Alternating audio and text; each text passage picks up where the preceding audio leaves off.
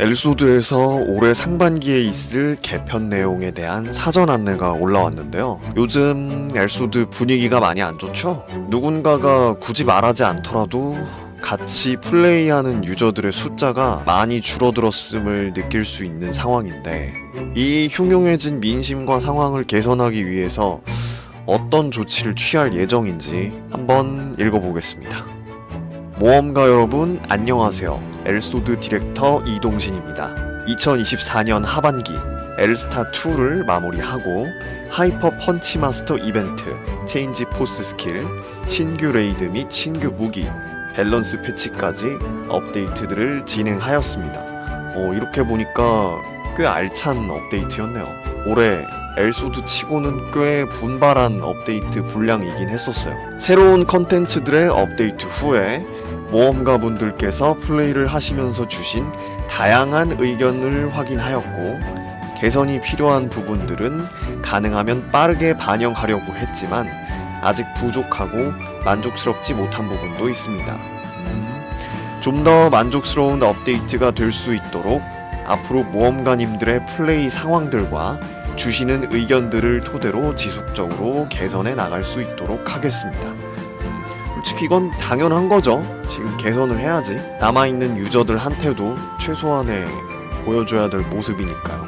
이번 업데이트를 진행하면서 엘소드의 전체적인 플레이 흐름의 변화의 필요성을 많이 느끼게 되었습니다. 엘소드는 오랫동안 파티 위주의 플레이를 지향해왔습니다. 그래서 파티를 통해서 다양한 플레이의 재미를 주고자 노력하였고, 매칭이나 파티의 어려움을 해소하기 위한 장치들도 마련했지만 파티 플레이의 재미보다는 어느 순간 스트레스 요인으로 작용하는 부분들이 생겨났습니다. 파티 외에도 보상 획득 과정에서 지나친 반복 플레이 조건들이 엘소드를 즐길 수 있는 재미 요소보다는 스트레스를 주는 부분들이 됐습니다.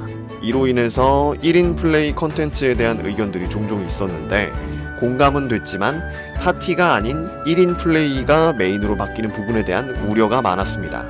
하지만 결국 변화는 필요하다고 판단해서 비밀 던전 개편했을 때 1인 플레이도 시도를 했고, 반복에 대한 스트레스를 줄이기 위해 신규 레이드 칭호 획득 방식에 변화를 주기도 했습니다.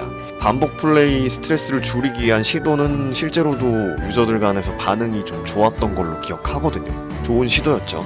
하지만 계속해서 상위 컨텐츠가 업데이트되면서 기존 플레이 흐름이 캐릭터 육성해주는 스트레스가 점점 가중되고 있음을 알게 됐고, 변화를 주는 것이 필요하다고 판단됐습니다. 그래서 앞으로의 성장 과정에서는 1인 플레이를 통해서 엘소드를 편하게 즐기실 수 있도록 개편을 준비하고 있습니다.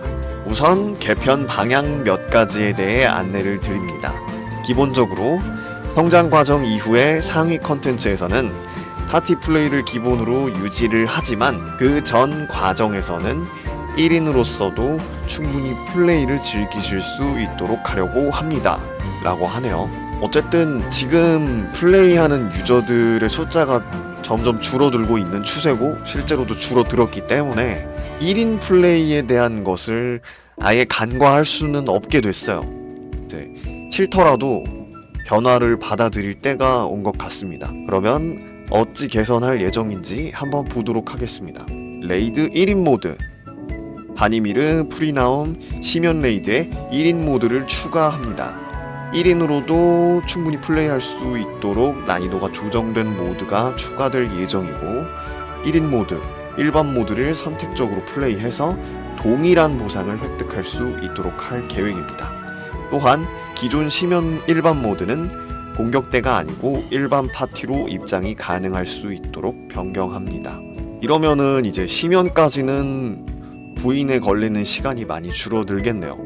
현재 인원 시작 시에 별도의 버프 추가 및 일부 던전 난이도 개선, 티르노그 지역까지의 던전들은 앞으로 바로 시작을 하는 경우에도 별도의 버프를 제공해서 현재 인원 플레이 시에도 좀 더 원활하게 플레이를 하실 수 있게 지원합니다. 그리고 성장 과정에 있는 던전 중에 3인이 강제되는 던전들은 1인으로도 플레이가 가능하도록 개선을 하고, 반복 플레이를 하는 일부 던전들에서는 스트레스가 되는 패턴들도 개선을 할 계획입니다. 이거는 개선을 잘했네요.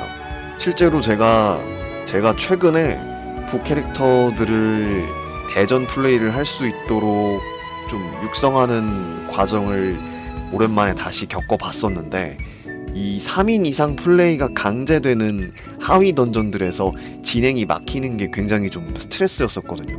그런데 이 부분이 개선이 된다고 하면은 앞으로 있을 부캐릭터 육성이나 신규로 시작하는 유저들은 좀 더 편하게 하위 구간을 육성을 하고 이렇게 컨텐츠들을 지나올 수 있을 것 같다, 이렇게 예상할 수 있을 것 같습니다. 그리고 3인 강제 플레이를 해야 하는 던전들 중에서 유저들 사이에서 필수적으로 착용해야 하는 보스 액세서리를 드랍하는 던전들이 있는데, 그 던전들도 반복 파밍을 하는 유저들이 좀 생길 것 같고, 그러면 그 던전에서 드랍되는 액세들의 시세가 조금 안정화될 수 있는 것도 기대할 수 있겠네요. 뽀 선생의 성장 가이드, 5번째 성장 가이드를 추가해서 성장 과정에서 필요한 아이템들을 추가적으로 제공할 계획입니다. 기존 성장 가이드 또한 개편을 통해 성장에 필요한 주요 아이템을 더욱 쉽고 빠르게 획득할 수 있도록 해서 성장 과정의 지루함을 줄이려고 합니다. 5번째 성장 가이드에서는 혼백모, 테네 전용 10강부, 지원용 테네브로스 옵션 선택권 등 성장 과정에서 필요한 다양한 아이템을 제공해드릴 계획입니다. 4번째 성장 가이드를 완료하고 정체되어 있는 사람들한테 다음 방향을 제시해주는 그런 가이드가 될 것 같습니다. 재련 부담 완화 및 증폭회로 분해 개선, 방어구에 대한 부담을 줄이기 위해서 홍해 테네 방어구 재련에 필요한 재화를 완화하려고 합니다. 그와 함께 특정 스킬 데미지 옵션 변경에 따른 불편함과 부담을 완화하기 위해서 홍해, 테네, 엑사 방어구에 있는 특정 스킬 데미지 증가 옵션을 모든 스킬 데미지 증가 옵션으로 변경합니다. 옵션 수치는 변경 사항에 맞춰서 조정이 될 예정이다. 추가로 증폭 회로의 획득량이 많아지면서 증폭 회로 분해에 대해서 별도의 분해 시스템을 추가할 계획이다. 요구하는 재화의 개수를 줄여준다고 하면은 이거는 뭐 좋아하지 않을 수가 없겠는데요. 근데 이 다음에 있을 내용으로 특정 스킬 데미지 증가 옵션이 모든 스킬 데미지 증가 옵션으로 바뀌는 부분에서 이게 어떻게 수치가 될지는 잘 모르겠는데, 중요한 부분은 이거 아닐까요? 수치를 조정한 이후에 지금보다 내 캐릭터가 약해지느냐, 현상이 유지가 되느냐, 아니면 더 강해지느냐, 이 부분이 조금 중요하게 체크해야 할 부분인 것 같고요. 제일 베스트인 거는 말 그대로 편의성이 개선되는 거니까 최소한 지금의 현상이 유지되면서 데미지를 변경하는데 재화가 되는 불편한 상황이 해소되는 것이 최소한이겠고, 조금 더 뭔가를 바란다면 수치가 조정이 되면서 내 캐릭터가 기존보다 조금 더 강해지고, 덤으로 스킬 데미지 증가 옵션을 변경할 때 생기는 불편함도 해소되는 것. 너무 행복 회로를 태우는 것 같긴 한데 후자를 좀 더 기대하고 싶기는 하네요. 그리고 증폭 회로 분해는 사실 지금도 딱히 불편함을 느끼고 있지는 않았는데, 저거보다 분해에서 나오는 회로 파편이 쓸모가 아예 없다는 점을 좀 개선해야 하지 않을까 하는 생각이 드네요. 뭐 일단 추가한다니까 이거는 추가된 이후에 한번 살펴봐야 될 것 같습니다.